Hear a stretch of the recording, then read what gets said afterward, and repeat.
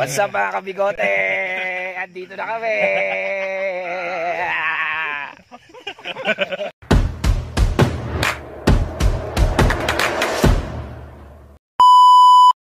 Yung mga kabigote, so ngayong araw meron tayong papalitan ng belt. Naputulan to ng B-belt. So ito ay Honda Beat FI, Honda Beat FI.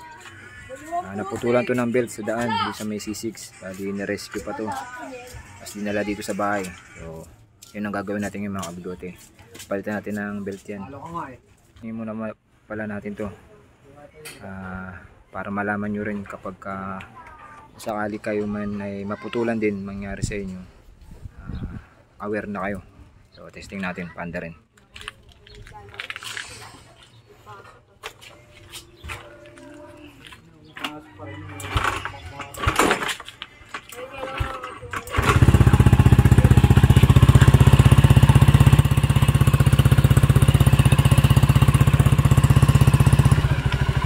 I-rev natin mga kabigote. Yan na-under ito. Hindi ikot to kahit anong rev mo. Yan.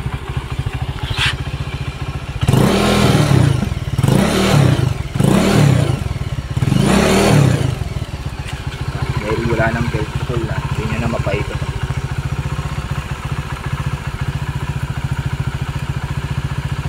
May ulit.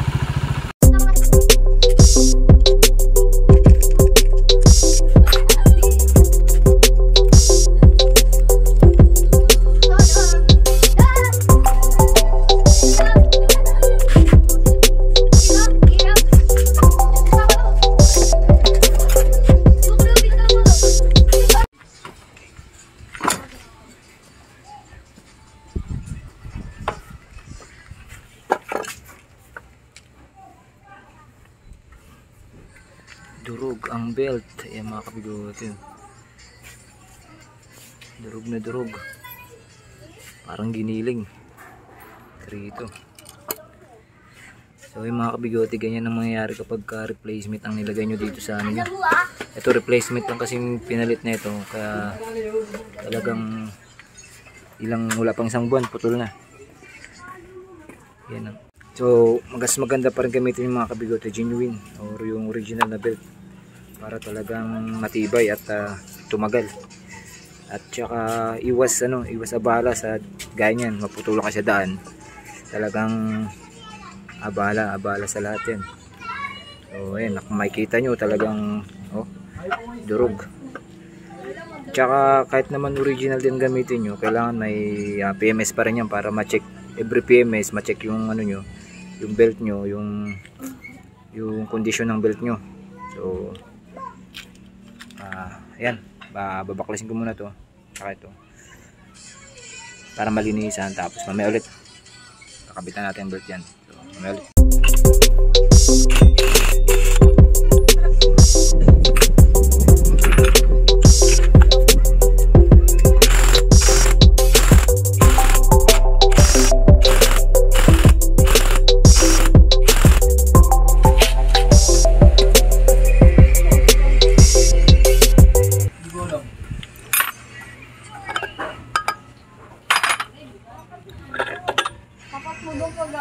Yan, umipit na mga kabigote yung belt sa torque drive.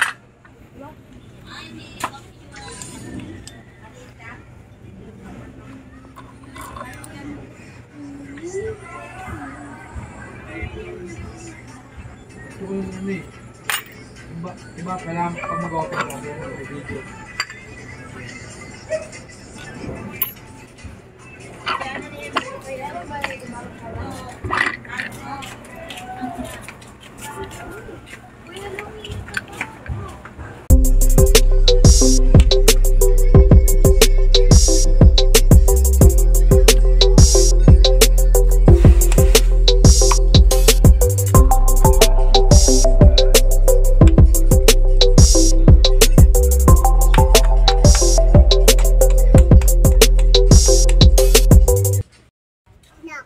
So yung mga kabigote, bali napalitan ko na siya ng belt.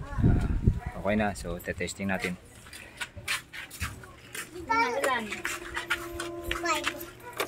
Ay, wala nga pala itong push start, kick start lang to. So babalik ko muna ulit yung crankcase niya para makik-start natin. So mamaya ulit. Okay, naibalik ko na yung crankcase. So testing natin.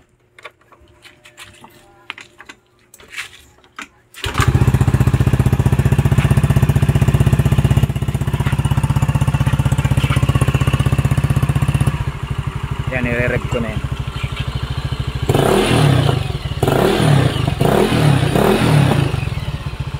Ano mga bigote. So maraming salamat sa panunod. Thank you.